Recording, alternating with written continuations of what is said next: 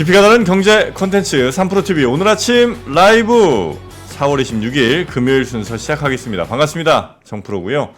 네, 약속대로 이 옷이 바로 알리에서 산 24,000원짜리 위아래 한 벌 정장입니다. 네. 이 화면에서는 괜찮아 보이네. 괜찮네? 살만하네. 실제 천 재질은 매우 종이 같습니다만 하여튼 알리 주문은 이제 더 이상 안 하는 걸로 저는 이제 하겠습니다.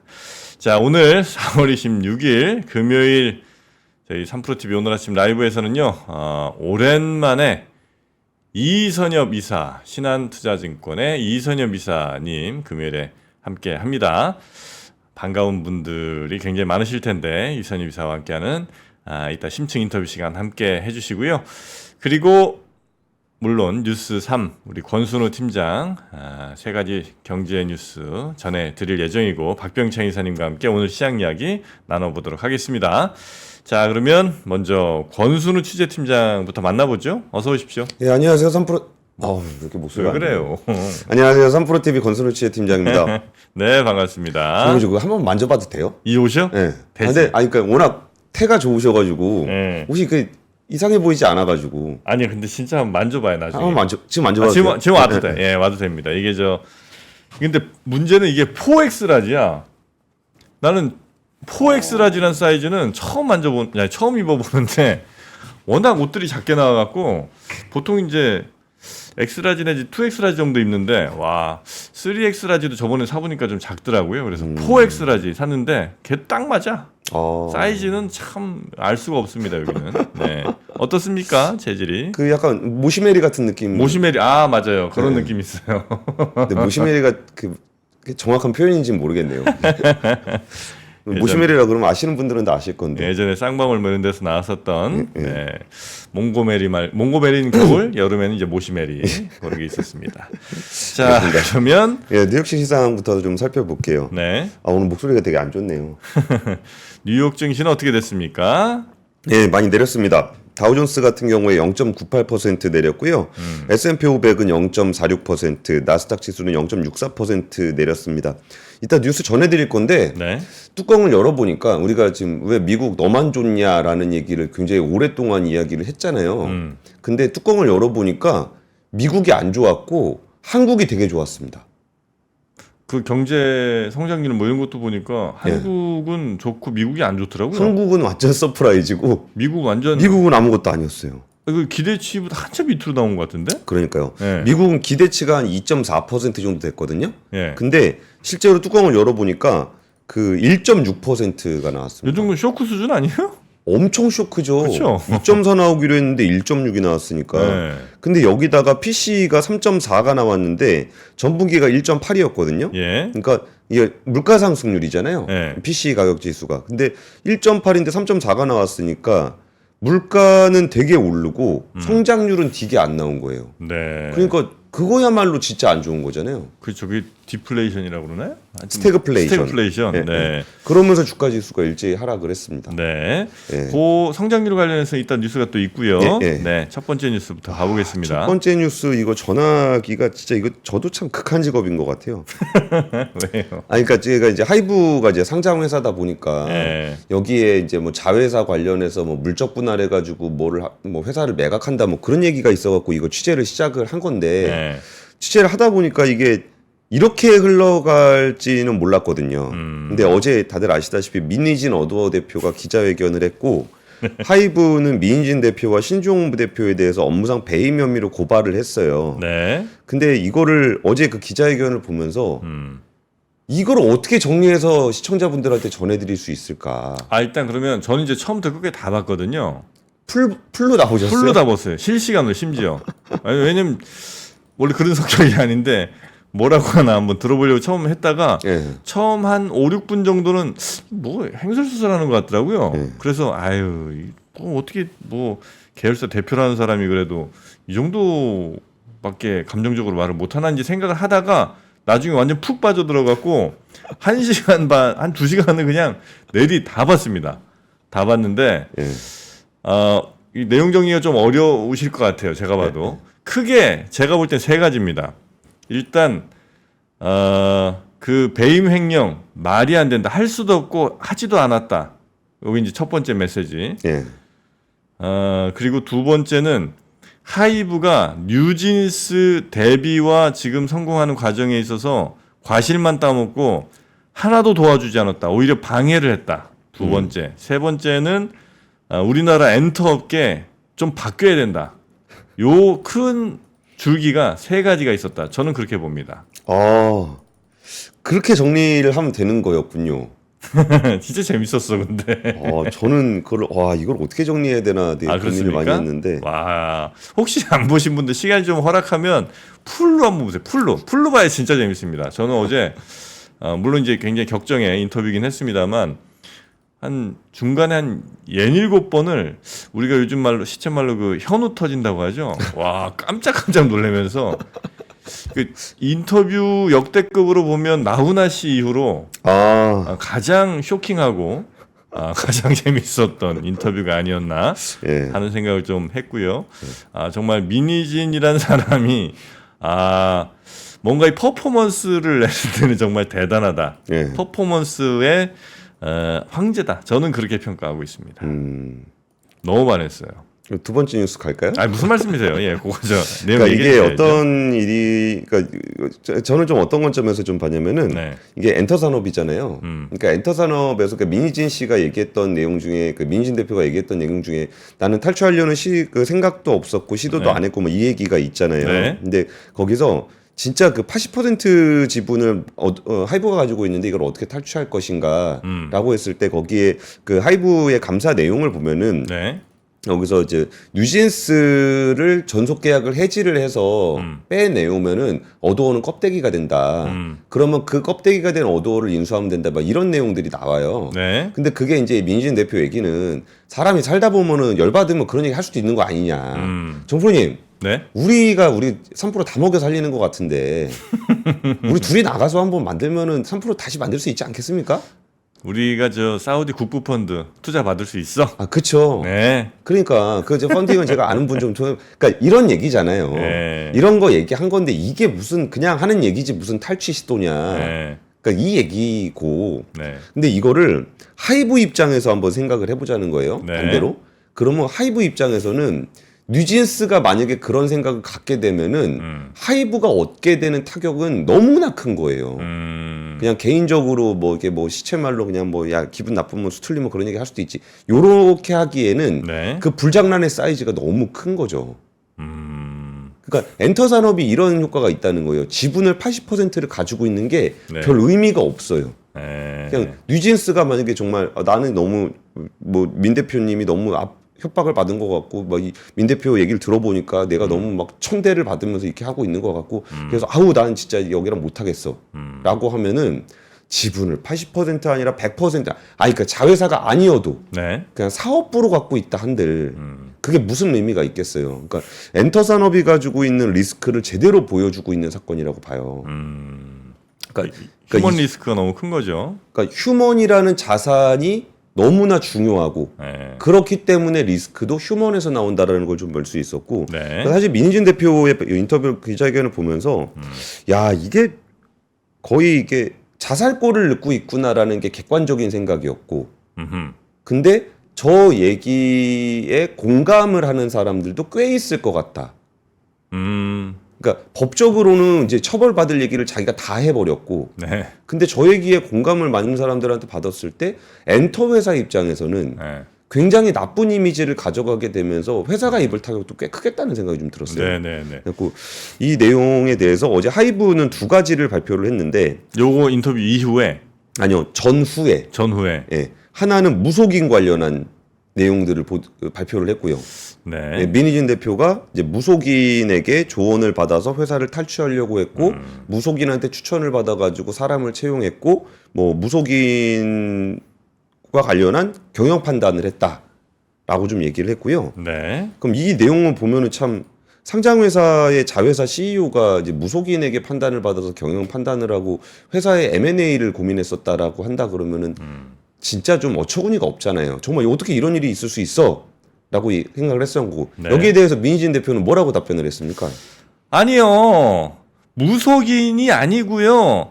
아는 사람인데 무속인인 거예요. 그리고 그렇게 해서 결과를 정말 좋게 만들어냈잖아요. 아우 힘을 스키님. 아 나 그 힘을 스키 할 때 와 나 너무 진짜 빵 터졌잖아요. 이 개저씨 뭐 이런 거 나올 때 와 전 너무 재밌었습니다. 야, 이거 그걸 뭐라고 반박을 해야 됩니까? 아니 근데 저는 이제 민며드는 사람이잖아요. 네, 네. 민희진 대표의 이미 저는 약간 젖은 사람이에요. 어제 그 한 2시간을 보면서 그거는 있더라고요. 그러니까 경영에 있어서, 그러니까 경영에 혹은 뭐 결과에 있어서 이 회사 뉴진스의 성장 요거에 있어서 이 정도로 이끌어냈다면 과연 그게 뭐 무속인이 옆에서 조언을 해줬든 어쨌든 뭐 나쁘지 않은 거 아닌가.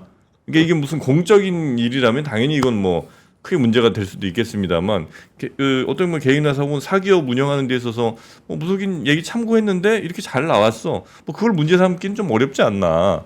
물론 이제 그 뒤에 뭐 회사를 어디로 뭐 넘기겠다는 이런 식의 이제 뭐 카톡 뭐 이런 게 또 있었다고 하니까 이제 그건 조금 뭐 다른 문제일 수 있겠습니다만 경영을 하는 데 있어서 무속인 얘기를 좀 참고했다? 이거 뭐 그런데 결과가 잘 나왔잖아요. 그 문제 삼기는 좀 어렵지 않나? 예를 들어 제가 어디 회사를 다 뭐 운영하는 데 있어서 너무 잘 나와. 무속인 얘기를 들었어. 근데 그거 문제 삼기가 좀 뭐 저는 이제 민며든 사람이라 좀 약간 중립적 입장은 아닐 수 있습니다. 지금 너무 빠져들었어. 와. 아니 근데 진짜 풀로 한번 보시면 여러분도 무슨 얘기인지 아실 겁니다. 너무 재밌습니다. 그러니까 이 얘기가 와 제가 되게 궁금했거든요. 네. 제가 그 기자회견을 보다가 이제 하이브에다 연락을 했어요. 네. 이게 뭐 반박할 거냐? 네. 그랬더니 공식적으로 뭐라 그랬냐면은 네. 이게 사실이 아닌 내용이 너무 많아서 일일이 열거하기가 너무 어렵다. 민인 대표의 이야기가 네. 그러니까 모든 주장에 대해서 이제 증빙하고 반박할 수는 있는데 네. 답변할 가치가 없다고 판단해서 거론하지 그래요? 않기로 했다. 뭐 그럴 수도 있죠. 네. 근데 그럴 수 있는 입장도 좀 이해가지 않으세요? 요거 다 반박하기가 쉽지 않을 거예요. 2시간 너무 길긴 길다 조금. 예. 물론 이제 전체적으로는 재밌었습니다만. 그러고서 이제 경영자로서 자격이 없음을 스스로 입증한 게 됐다. 그러니까 경영자로서. 경영자로 자격이 없다. 네. 그래서 사임을 이제 촉구를 했었고요. 그리고 이제 아티스트하고 아티스트 부모님 좀 언급하는 거는 좀 아티스트의 가치를 부적절했다. 너무 부적절한 것 같으니까 그거는 좀 중단해 달라 정도 얘기를 하고서 그 다음에 이제 경찰에 고발을 했습니다. 배임 혐의로. 우리 민지가요 진짜 이뻤거든요 어렸을 때. 물론 지금도 이쁘지만요. 야 요것도 난 너무 재밌었어. 네. 그래서 이거를 이제 약간 분리해서 보면 좋을 것 같아요. 아까 정 네. 프로님 말씀하셨던 그 아티스트의 어떤 관점에서 보는 시각하고 제가 말씀드린 거는 이게 상장회사에 투자를 할 때 엔터 산업은 이런 리스크를 기본적으로 가지고 있구나라는 거를 좀 느껴보면은 요새 나오는 얘기 중에 이게 멀티레이블의 문제 아니냐 뭐 이런 얘기들도 나오는데 사실 이 문제는 멀티레이블의 문제가 아닙니다. 그렇죠. 설사 이거는 멀티레이블로 자회사로 분리가 안 돼 있다 하더라도 그 안에서 있다고 하더라도 이런 일은 발생할 수 있는 거잖아요. 이게 지분이 중요한 게 아니라 이렇게 사람이 중요한 산업이다 보니까. 그래서 이제 우리나라 K-팝이 이제 글로벌 회사 레벨로 갔잖아요. 근데 글로벌한 아티스트가 될수록 오히려 그 한 명 한 명이 가지고 있는 IP가 커지기 때문에 IP의 가치가 커지기 때문에 여기서 생겨나는 부가가치도 커지지만 그에 대한 리스크도 좀 커진다라는 부분을 저희가 이제 좀 아무래도 경제 적인 관점에서 좀 전해드리고 싶었습니다. 몇 가지 이야기 가운데 약간 제가 설득된 것 중에 하나가 방시혁 의장에 대해서 이제 이런저런 비판을 했었는데, 시영님? 시영님. 그리고 또 그분이 시영님한테는 시영님이라 그러고 나머지 시영님 말고는 다 야자더라고요. 네, 그랬는데 적어도 레이블이 멀티 레이블이 있으면 여러 레이블들이 서로 이제 막 경쟁하면서 좋은 결과물을 뽑아내고 대신 레이블 간에 무슨 카피든 아니면 이제 이런 좀 문제가 생겼을 때는 의장이 중간자들 입장에서 그걸 잘 좀 조율해주는 그런 역할을 해줘야 되는데 방시혁 의장이 여러 레이블 중에 또 두세 개인가는 이렇게 직접 관여를 하다 보니까 그 거대한 조직 내에서 방시혁 의장이 직접 컨트롤하는 이 레이블에는 아예 말을 못하고 더 이렇게 서로 막 몰아주는 이런 그러니까 군대 축구에 비유하던데 병장이 이렇게 볼 차러 가면 다 막 길 비켜주고 하는 이런 거는 좀 비판을 좀 했었거든요. 근데 네. 그거는 약간 수긍은 좀 되기도 했습니다. 저도 물론 이제 저는 민며든 사람이라 제가 약간 좀 객관적이지 못할 수 있는데 정프로님 말씀 되게 중요한 포인트를 보셨는데 네. 그게 맞아요. 그건 좀 맞는 얘기 같아요. 근데 만약에 멀티레이블이 아니었다면 네. 더 심했겠죠.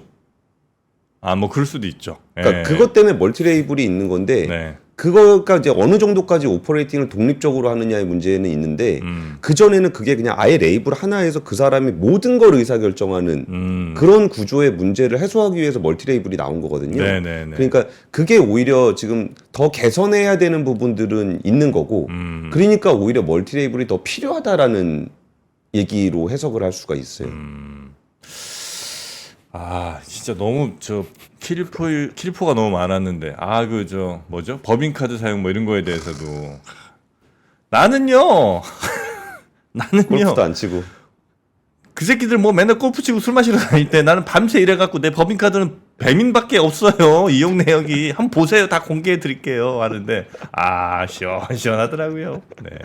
그러나 이제 저는 약간 좀 객관적이지 않을 수 있다는 거. 네. 그래서 우리 권 기자님이 전해주신 내용에 더 충실하시고요. 그리고 뭐 결과적으로 한 시가총액은 한 1조 날라갔다는 거.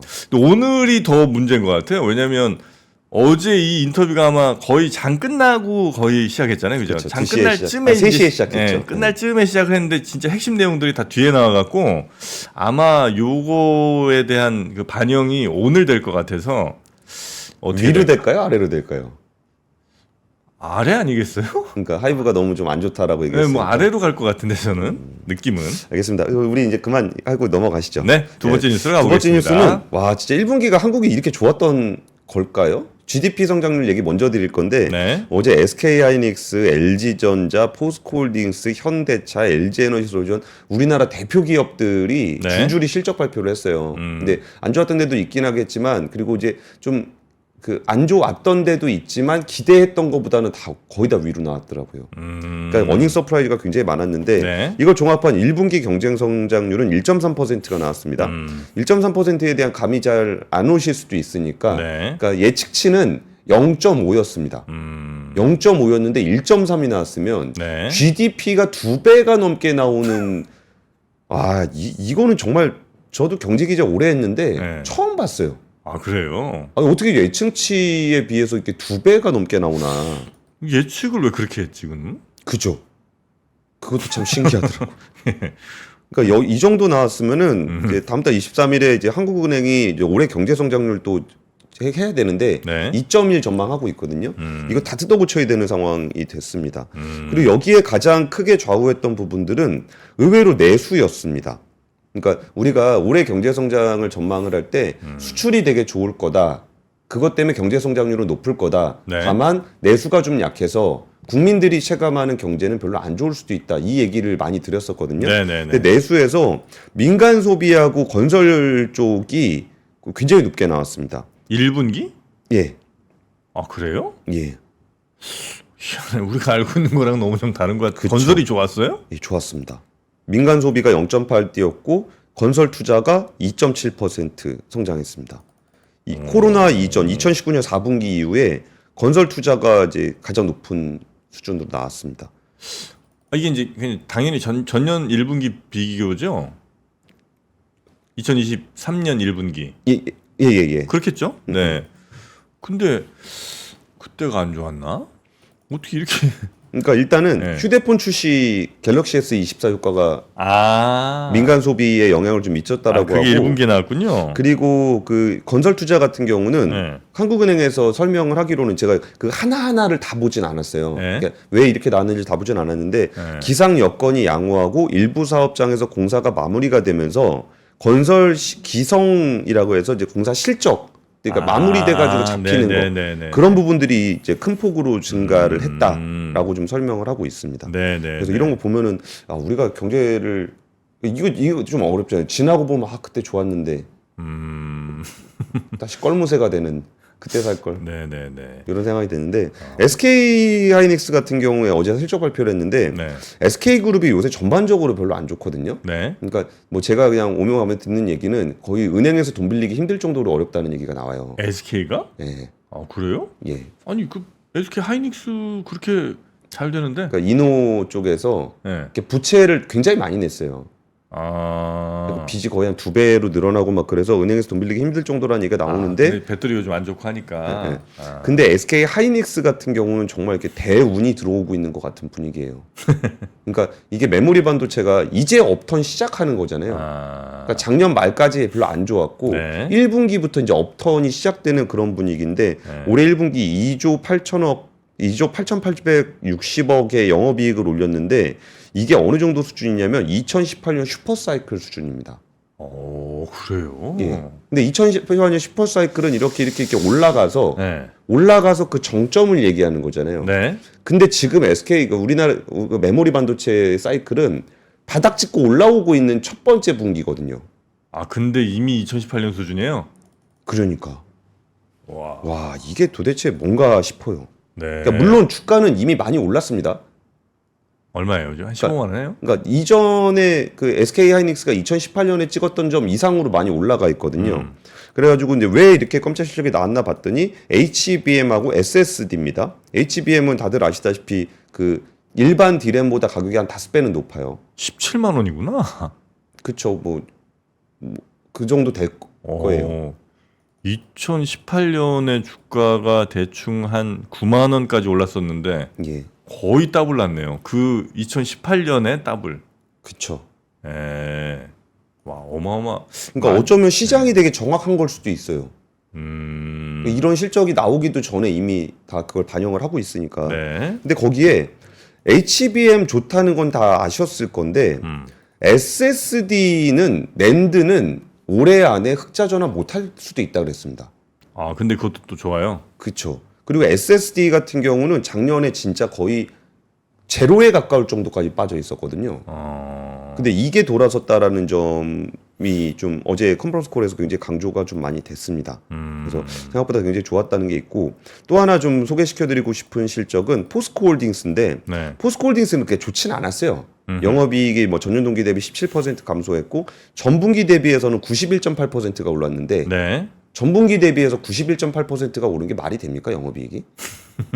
이게 좀 이상하잖아요. 네. 이게 2차 전지 소재 부문에서 재고평가 손실 난 게 엄청 컸거든요. 작년 4분기에. 네. 그게 이제 환입 효과가 포함됐기 때문에 그렇다라고 얘기를 했었고 이게 1분기 매출이 18조 원이 나왔는데 연간 목표치는 78조 원이에요. 그러면은 18 곱하기 4 하면은 72가 나와야 되는데 78조 원이 목표거든요. 네. 그럼 이게 왜 78조 원이 목표냐가 저는 굉장히 흥미로운 포인트라고 보는데 포스코홀딩스가 작년에 2차 전지 리튬, 니켈 뭐 이런 거 해가지고 주가 많이 올랐었잖아요. 그 실적이 언제 잡히냐면 올해 잡힙니다. 네. 그러니까 올해 포스코홀딩스가 지금 재작년, 재재작년에 투자해놨던 리튬 공장, 니켈 공장 이런 것들 있잖아요. 거기가 가동을 시작해서 매출, 뭐 흑연 공장 이런 것들의 그 2차 전지 그 밸류 체인들이 실적이 나오는 게 올해입니다. 네. 그러니까 올해 하반기쯤 되면은 작년에 기대했던 그 리튬, 니켈, 흑연 요런 공급망들의 공장이 가동이 되면서 매출로 잡히기 시작한다는 게 올해 그 첫 1분기 컨퍼런스 콜에서 굉장히 흥미로웠던 포인트인 것 같아요. 네, 네, 네. 자, 하여튼 우리나라 성장률이 1분기 1.3% 기대했던 혹은 예상했던 0.6 요 정도의 2배 예. 되는 수치가 나왔다는 소식. 요건 이제 연율 아니고 그냥 1분기 성장률인 거죠? 예, 예. 예. 미국은 예상보다 훨씬 떨어진 상태인데 우리는 1분기에 예상보다 꽤 높게 나왔다. 예, 예. 훨씬 높게 나왔다는 소식 전해 연율로 드렸습니다. 따지면 몇이에요? 1.3 곱하기 4니까. 그러니까 한 5% 이렇게 나오는 거죠. 물론 그렇게 그렇게는 안 힘들겠지만 나오겠죠. 정부가 그래서 예측은 올해 한 2.2 요 정도 예. 예상했던 것 같은데 하여튼 1분기 성장률 서프라이즈가 나왔다. 예, 예. 요 소식 전해드렸고요. 세 번째 뉴스 이게 가보겠습니다. 세 번째 뉴스도 되게 흥미로운 뉴스인데 이제 5분밖에 안 남았네요. 아, 괜찮습니다. 조금 더 가도 돼요. 왜냐면 박병창 이사님 요즘 목 상태가 좀 아. 안 좋으셔서 저희가 조금 길게 해드리는 게 오히려 좋습니다. 그 지인의 할머니가 돌아가셨는데 재혼이셨어요. 근데 재혼이셨는데 그 할머니가 거의 한 수십 년 동 전에 들어오셔가지고 네. 애들 다 키우셔갖고 그 애들이래봐야 뭐 친구 아버지니까 나이가 되게 많으시죠. 예. 그러니까 그런 할머니가 돌아가셨는데 진짜 돌아가시고 나서 누군지도 모르는 어떤 분들이 와서 막 엄청 울더래요. 얘기를 들어보니까 그 할머니의 전 자식들이라는 거예요. 할머니 전 자식분들이 예, 아 예. 예. 그러니까 수십 년 전에 이제 할머니가 이쪽 집에 오셨으니까 그 전에 낳은 자식이죠. 예예예. 근데 이제 그 할머니가 수십 년간 키워주셔가지고 자녀들도 그 할머니를 어머니로 생각을 해서 수십 년을 모셨고 부양을 했고 그 할아버지도 이제 그 재산을 할머니한테 많이 물려주고 했어요. 네. 그리고서 이제 한참 울고 갔던 그 자녀분들이 며칠 후에 청구서를 보냈다는 거죠. 아 우리도 할머니 자녀 상속. 상속 달라. 네. 우리가 자식이니까. 그래가지고 이제 변호사한테 물어봤더니 억울하잖아요. 수십 년 동안 모셨는데 그리고 그 재산도 사실 그 할아버지가 준 재산인데 그걸 그쪽에다 줘야 되니까 억울해서 변호사한테 물어보니까 이거 소송해봐야 무조건 지니까 그냥 줘라. 아, 그냥 주고 차라리 그 부양을 했으니까 그 부분에 대해서 당신네 어머니를 내가 부양했으니까 부양 비용을 달라라고 하라는 게 맞다는 거예요. 근데 그 두 가지가 다 억울한 거예요. 이게 그 재산을 줘야 되는 것도 억울하고 네. 내가 평생을 어머니로 모시던 분을 부양이라는 거를 내가 대가를 받고 이 사람을 내 어머니로 부양했다라는 게 너무 싫다는 거예요. 네네네. 이 내용이 사실은 2020년에 구하라법이라는 내용으로 나와 있었어요. 네네네. 근데 그 법이 통과가 안 됐고 오늘 드릴 말씀은 이거를 헌법재판소에서 헌법 불합치 판정을 내렸어요. 2025년 12월 31일까지 네. 법 개정해서 그거 바꿔라. 그게 아니면 네. 2025년 12월 31일부터는 그 법을 그냥 아예 효력을 없애버리겠다. 아 그게 이제 그 유류분제도 뭐 이런 거죠? 예. 예. 그러니까 보통 일반적으로 이게 상속이 되면은 뭐 그 어머니한테 배우자에게 절반, 나머지 자녀에게 n분의 1씩 나누는 거 있잖아요. 그리고서 이게 이제 설사 그 저기가 있어도 그 유언이 있더라도 네. 그거를 이제 지키도록 돼 있거든요. 네. 민법상. 근데 이게 구하라법이 말이 구하라법이지 그 이후에도 이런 사회적 사건들이 되게 많았어요. 예를 들어서 네 맞아요. 세월호 희생자 친부 사건, 네네네. 천안함 군인 침몰 사건, 네. 뭐 이런 것들이 있어서 이거를 좀 개정이 필요하다라는 얘기를 많이 했었잖아요. 근데 이게 그 국회에서 왜 계속적으로 좀 지지부진했었냐면은 뭐 결격 사유를 얼마나 볼 것인가 뭐 이런 디테일한 부분에서 계속적으로 좀 합의가 안 돼서 네. 이게 결국은 지금까지도 계류돼 있는데 이게 이제 헌법불합치 판정이 났으니까 그 국회는 이거 반드시 법을 만들어야 되잖아요. 이게 2025년 12월 30일까지 안 만들면은 그냥 법이 아예 없어져 버리는 게 되니까. 네. 그래가지고 이게 이제 헌재에서는 뭐라 그랬냐면 가족의 역할이 오늘날에도 중요한 의미를 가지고 상속인들은 유류분을 통해서 긴밀한 연대를 유지하고 있다. 유류분 제도 자체가 정당하긴 한데 피상속인을 장기간 유기하거나 정신적, 신체적으로 학대하는 등 폐륜적인 행위를 일삼은 상속인의 유류분을 인정하는 건 법감정과 상식에 반한다. 그렇죠. 라고 하고 있고요. 네. 그리고 피상속인을 공동상속인 중에 상당 기간 특별히 고인을 부양하거나 재산 형성에 기여한 사람에게 고인이 증여한 재산을 유류분을 배분을 예외로 인정하지 않는 민법은 헌법에 어긋난다라고 좀 얘기가 나왔습니다. 그래서 네. 이거는 좀 개정이 필요하다라는 것에 대한 국민적인 공감대는 분명히 있었잖아요. 근데 여기서 디테일한 부분들에 대해서 합의를 잘 못 가져갔다라는 거는 저는 오히려 이게 더 국회가 적극적으로 일을 했어야 된다고 생각을 해요. 네네네. 개정을 해야 되는데 개정을 할 때 디테일을 어떻게 합의할지 모르겠다. 그거 합의하라고 있는 데가 국회잖아요. 그래서 이런 부분들은 이제 헌법 불합치가 나온 만큼 네. 이거는 이제 기한까지 정해졌고 그래서 국회에서 이 부분에 대해서는 좀 논의를 하고 근데 국회에서 논의가 또 원활하게 이루어지게 하려 그러면은 국민들이 이 부분에 대한 고민들을 많이 전하는 것도 좋은 것 같아요. 네네. 그러니까 이거는 좀 이렇게 하는 게 좋은 것 같다, 저렇게 하는 게 좋은 것 같다는 얘기가 많이 좀 회자가 돼야 그 국민들의 목소리를 듣고서 국회가 이제 의사결정을 좀 해주지 네. 않을까 싶습니다. 심지어는 이게 그러니까 내가 예를 들어 이제 죽는 사람이라고 치면 이 사람이 생전에 남긴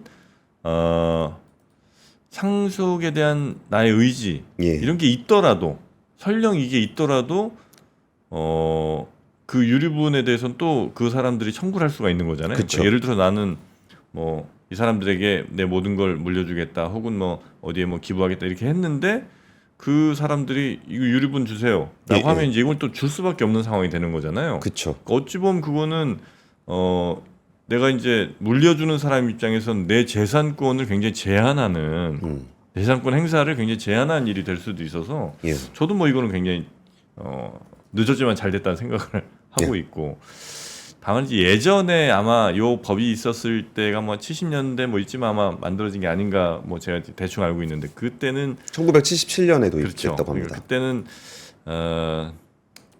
너무 이제 좀 막 하시는 좀 그런 분들도 많고 그 있잖아요. 이게 뭐라 그러죠? 이게 딱 진짜 공들여서 했던 처를 버리고 첩한테 막 다 넘기고 돌아주고. 이제 이런 일들이 있으니까 이제 그런 법이 그 시대에는 조금 더 필요했다라고 생각이 들기도 해요. 뭐 그렇긴 한데 여튼 이제 지금 시대에는 이제 그런 이유로 있을 존재 이유보다는 이제 없어져야 되는 게 훨씬 더 맞는 법인 것 같긴 하고 그리고 고인의 자산권 행사는 저는 가능한 최대한 보장하는 게 맞는 것 같습니다. 설령 내가 뭐 죽기 전에 1년 동안 정말 사랑했던 사람이 있는데 그 사람에게 많은 이걸 물려주더라도 그건 어쨌든 그 사람의 재산인 거니까 그렇게 좀 했으면 좋겠다는 생각이 들긴 합니다. 자, 그러면 오늘 뉴스 요 정도. 근데 세 가지 뉴스가 다 아주 흥미진진하네요. 오늘 뉴스들이. 네. 자, 여러분 그러면 요 정도로 뉴스는 정리하고요. 우리 박병창 이사님 한번 모셔볼까요? 예. 네, 고생 많이 하셨습니다. 예, 감사합니다. 고맙습니다. 박근영, 이선영, 사경인, 염승환 투자 마스터들의 세심한 케어로 건강한 투자 습관을 만드세요. 3프로 멤버십 3프로 앱에서 확인하세요.